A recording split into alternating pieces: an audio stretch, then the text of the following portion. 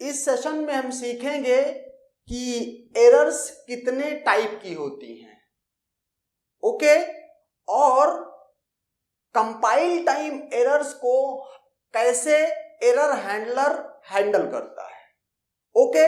तो अगर general errors को देखा जाए, एक जब प्रोग्राम को कंपाइल करने से लेकर के एग्जीक्यूट तक करने में कितने टाइप के एरर हो सकती हैं, उनको क्लासिफाई किया गया है।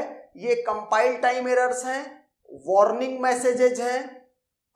वार्निंग मैसेजेस को एक्चुअल में आप एरर नहीं कह सकते हैं, ओके, लेकिन ये यहाँ पर क्लियरली विजिबल रहे इसलिए मैंने इसको यहाँ पे लिख दिया। थर्ड है लिंकर एरर, फोर है लोडर एरर, और ये फिफ्थ है run time errors, okay. Compile time errors में lexical error, syntax error, semantic errors और errors in other phases of compiler, means जो इसके अलावा कंपाइलर की फेजेज बचती हैं उनमें भी कोई एरर हो सकती है, लेकिन वो एरर बहुत ही रेयरली अकर होती है, ओके। इसलिए हम बात इन तीनों की ज्यादा डिटेल में करेंगे, ओके। रन टाइम एरर दो तरह से क्लासिफाई की जा सकती हैं, एक फैटल एरर्स और दूसरी लॉजिकल एरर्स। ये दोनों एरर्स रन टाइम पर ही अकर होती हैं, तो इसको हम देखेंगे, ओके। यहां पर जो लोडर एरर है, लोडर एरर लोड टाइम पर अकर होती है, और ये भी बहुत ही रेयरली ऐसा होता है कि ये एरर अकर हो। अब बात करते हैं कंपाइल टाइम एरर्स की।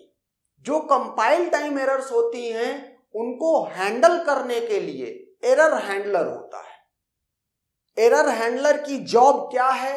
एरर हैंडलर की जॉब है जब किसी फेज में एरर डिटेक्ट हो गई है तो उसको यूजर को रिपोर्ट करना, और इसके बाद एरर हैंडलर का रोल क्या आता है? उसकी रिकवरी करना। क्या वो एरर को ठीक कर सकता है? एरर हैंडलर अगर ठीक कर सकता है तो जिस भी मेथड से वो ठीक कर सकता है उसको इंप्लीमेंट करना। तो एरर रिकवरी के कुछ मेथड्स होते हैं, ओके। एरर रिकवरी के कुछ मेथड्स होते हैं जैसे panic mode recovery, phrase level recovery, error productions and global corrections, okay. तो जो ये एरर रिकवरी की मेथड्स हैं या स्कीम्स हैं, ये स्कीम्स तो हैं लेकिन इनको इंप्लीमेंट करना बहुत ही टफ है, ओके। तो जनरली क्या होता है, किसी भी फेज में एरर अकर होती है, वो यूजर को रिपोर्ट की जाती है और जनरली यूजर क्या करता है, फिर मैन्युअली उसको ठीक करता है, ओके। कंपाइल टाइम एरर्स के बारे में एक और इंपॉर्टेंट बात है, it is something that must be fixed before the code can be compiled, okay. Error handler routine में एक और खास बात होती है, it is subroutine to make sure that the compiler will continue even if any error occur at any phase. जब आप देखते होगे अपने प्रोग्राम को कंपाइल कराते होगे तो पूरे प्रोग्राम की जितनी भी एरर्स हैं उनको कंपाइलर प्रोड्यूस करता है। ऐसा नहीं है कि किसी लाइन में किसी फेज में एरर आ जाए तो उसके आगे का कंपाइलेशन ना करे। हाँ, ये बात अलग है कि जब आपको ऑब्जेक्ट फाइल या .exe फाइल मिलेगी, वो सिर्फ तभी मिल सकती हैं जब उसमें एक भी कंपाइल टाइम एरर्स नहीं।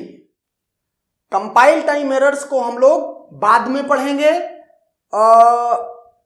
उनके रिस्पेक्टिव टॉपिक्स में, लाइक लेक्सिकल एरर पढ़ेंगे लेक्सिकल एनालिसिस में, सिंटैक्स एरर पढ़ेंगे सिंटैक्स एनालाइजर में या पार्सिंग में, ओके, एंड सो ऑन। तो जो बाकी रिमेनिंग जो एरर्स यहां पर हैं या वार्निंग मैसेजेज हैं उनको यहीं पर जानेंगे। तो पहला कंसीडर करते हैं वार्निंग मैसेजेज, ओके। तो वार्निंग मैसेजेस क्या होते हैं? कहता है कि अगर एक प्रोग्राम में कुछ पोटेंशियल प्रॉब्लम है, ओके, लेकिन वो प्रॉब्लम मींस इतनी बड़ी नहीं है कि वो एरर में कन्वर्ट हो जाए। मींस कि जहां पर भी जिन प्रोग्राम्स में भी वार्निंग मैसेज जनरेट होता है वो सक्सेसफुली कंपाइल होती हैं। अगर जीसीसी कंपाइलर है तो उनका ऑब्जेक्ट कोड बनता है, अगर टर्बो C++ कंपाइलर है तो उसका .exe फाइल बनती है, okay, but with a warning message. जैसे कि एक एग्जाम्पल कंसीडर करते हैं, ये C प्रोग्राम का एक एग्जाम्पल है, ओके, और हमने क्या कह रखा है, हमने इस तरह से कुछ लिखा है, इंट x में कई नंबर्स मल्टीप्लाई कर दिए हैं और इस x को क्या कर दिया है, प्रिंट करा लिया है, x को प्रिंट करा लिया है। अगर आप इस कोड को कंपाइल कराएंगे तो ये सक्सेसफुली कंपाइल होगा, लेकिन एक वार्निंग मैसेज जनरेट होगा, क्या, द वेरिएबल x में exceed the size of 32 bit integer. क्योंकि अभी आप इस तरह का आउटपुट ले रहे हैं, ये जो इसका मल्टीप्लिकेशन है ये तो एग्जीक्यूशन पे पता चलेगा, ओके, इसका जो ये नंबर्स हैं इनको मल्टीप्लाई करके कितना क्या आउटपुट आएगा ये तो मीन्स जब एग्जीक्यूट करेगा तो पता चलेगा। तो पता उस समय ऐसा हो सकता है कि इसका जो आंसर है वो क्या है, x की जो रेंज है इंटीजर 32 बिट की उसको क्रॉस कर जाए। तो इस तरीके से इसका कंपाइलेशन होगा, ऑब्जेक्ट फाइल क्रिएट होते समय इस तरह का मैसेज आएगा, okay. And now the linker error.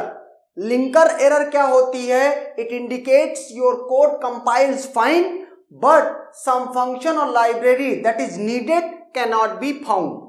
इसको एक एग्जाम्पल के थ्रू देखते हैं। जैसे कि ये मैंने एग्जाम्पल लिया है, तो यहां पर जो ये मेन फंक्शन है, मेन फंक्शन ने क्या किया हुआ है, यहां पर एक फंक्शन की कॉल करी हुई है। कंपाइल इसको, इस कोड को सक्सेसफुली कंपाइल होने के लिए क्या चाहिए, ये इतनी चीज हर हाल में चाहिए। मीन्स कि जब कंपाइलर इसको कंपाइल कर रहा होगा तो ये फंक्शन की कॉल को देखेगा, तो चेक करेगा कि इसका प्रोटोटाइप है या नहीं है। अगर प्रोटोटाइप है तो मीन्स ये इतना कोड सक्सेसफुली कंपाइल होगा, ओके। मीन्स कंपाइल करते समय फंक्शन की डेफिनेशन से कोई मतलब नहीं है। अब जब इसके एग्जीक्यूट करने की बात आएगी तो एग्जीक्यूट करने के पहले लिंकिंग होगी, तो क्या उस समय होगा, ये फू फंक्शन कैपिटल फू है और यहां पर प्रोटोटाइप तो मैच हो गया, लेकिन अब लिंकिंग करनी है तो जहां पर भी इस फू फंक्शन की डेफिनेशन रखी हुई है उस ऑब्जेक्ट का कोड, उसका पूरा कोड यहां पर रखना पड़ेगा, या दूसरा तरीका है उसका रेफरेंस यहां रखना पड़ेगा, ओके। तो उसको सर्च करेगा लिंक करने के लिए, लेकिन कैपिटल FOO और यहां पर इसकी डेफिनेशन तो दी है लेकिन स्मॉल FO करके है, तो अल्टीमेटली इसको ये क्या होगा, इसकी डेफिनेशन को ये नहीं पाएगा। अब जब डेफिनेशन है ही नहीं तो यहां पर उसका रेफरेंस या उस पूरे डेफिनेशन का ऑब्जेक्ट कोड कैसे लिख सकता है, ओके। और इसी को बोलते हैं लिंक टाइम एरर या लिंकिंग एरर, ओके। दूसरा एग्जांपल लेते हैं कि सपोज करो ये एक प्रोग्राम में लेता हूं, मैंने क्या कहा है, यहां पर एक फंक्शन लिया है, ये लाइब्रेरी फंक्शन है sqrt, ये math.h हेडर फाइल में इसका प्रोटोटाइप प्रेजेंट है, ओके। अब मैं क्या बोल रहा हूं, इसमें मैं एक अजम्पशन लेता हूं सिर्फ समझाने के लिए कि math.h फाइल में इसका प्रोटोटाइप रखा हुआ है। मींस किसी भी हेडर फाइल में जितने भी फंक्शंस होते हैं उनका प्रोटोटाइप ही होता है, ओके। उसके अलावा भी कुछ चीजें होती हैं लेकिन फंक्शन का तो सिर्फ प्रोटोटाइप होता है। अब जहां पर इसके फंक्शंस जो हैं, जहां पर इनकी सबकी ऑब्जेक्ट फाइल रखी हुई हैं लाइब्रेरी की, अगर मैं SQRT की का फंक्शन की जो ऑब्जेक्ट फाइल है उसको जाके डिलीट कर दूं, ओके, एंड नाउ अब मैं इसको क्या करूं, कंपाइल करूं, तो कंपाइल तो सक्सेसफुली होगा। क्यों सक्सेसफुली होगा? क्योंकि कंपाइल करते समय सिर्फ ये चेक करेगा कि ये फंक्शन कॉल हुई है, इसका प्रोटोटाइप प्रेजेंट है या नहीं, और प्रोटोटाइप math.h में प्रेजेंट है। लेकिन जब लिंक करेगा, कंपाइलेशन के बाद लिंकिंग का प्रोसेस स्टार्ट होगा, अगर एग्जीक्यूशन करवाना चाहता है तो उस समय क्या कहेगा कि SQRT की ये कॉल हुई है, तो यहां पर जो इसका प्रोटोटाइप इसको यहां पर सारी हेडर फाइल ओपन करके यहां पर रख दी गई है, यहां पर इसका प्रोटोटाइप है या डिक्लेरेशन है, तो यहां डिक्लेरेशन की जगह पर SQRT फंक्शन के जगह पर या तो पूरा SQRT का ऑब्जेक्ट कोड रखेगा और या तो उसका रेफरेंस कि ऑब्जेक्ट फाइल कहीं और रखी हुई है और उस ऑब्जेक्ट फाइल का रेफरेंस इस जगह पे रख दो, ओके। और चूंकि उसको तो मैं डिलीट कर चुका हूं, तो उस केस में क्या होगा, ये उस समय जनरेट करेगा लिंक टाइम एरर या लिंकिंग एरर। और अब देखते हैं रन टाइम एरर्स। तो रन टाइम एरर्स का क्या कॉन्सेप्ट है? कहता अगर आपका कोड, जिस कोड को आपने लिखा था वो सक्सेसफुली कंपाइल हो चुका है, सक्सेसफुली लिंक हो चुका है, ओके, अब आपको उसको एग्जीक्यूट करना है। और कहता व्हाइल एग्जीक्यूशन, अगर किसी तरह की कोई एरर आती है तो उसको रन टाइम एरर बोलते हैं। जनरली रन टाइम एरर्स को दो पार्ट में ब्रेक किया गया है, एक को फैटल एरर कहा गया है और दूसरे को लॉजिकल एरर्स कहा गया है। तो फैटल एरर क्या होती हैं? कहता fatal error is basically when executable crashes, अर्थात इसके एग्जांपल अगर देखे जाएं तो एग्जाम्पल में क्या हो सकता है कि जैसे डिवाइड बाय जीरो का है, मीन्स आप अपने कोड में, आपने अपने कोड में a बाई b कहीं पर यूज कर रखा है, means a is divided by b और b कभी जीरो हो जाए, ओके, तो ऐसी इस तरह इसकी वजह से जो एरर आएगी उसको फैटल एरर बोला जाएगा। सेगमेंटेशन फॉल्ट और कोड डंप, ये क्या होता है? कहता है इस सेगमेंटेशन फॉल्ट का मतलब है your program is trying to access a location which is either not allowed to your program to access or does not exist. मतलब वो मेमोरी या तो एग्जिस्ट ही नहीं करती है और या तो तुम्हारे प्रोग्राम को अलाउड नहीं है उसको एक्सेस करना, ओके। नेक्स्ट क्या है? अनइनिशियलाइज्ड एरे इंडेक्स। सपोज करो इस तरह का कोई कोड लिखते हो, इंट a50 इंट i, और इसके बाद ये ai करके इसको एक्सेस करते हो, तो क्या करेगा ये? यहां पर रन टाइम एरर आएगी, uninitialized array index. Next is file not found. आपने अपने प्रोग्राम में फाइल को इनपुट की तरह लिया है लेकिन वहां पर वो फाइल है ही नहीं, जब वो रन करने के लिए जाएगा तो वो फाइल उस जगह से मिसिंग है, file not found. Running out of memory. Suppose करो कि कोई रिकर्सिव कोड है और वो इनफाइनाइटली रिकर्जन चलता जा रहा है, ओके। इन दैट केस क्या होगा? वो पूरी धीरे धीरे रिकर्सिव कॉल्स में स्टैक बढ़ती जाएगी।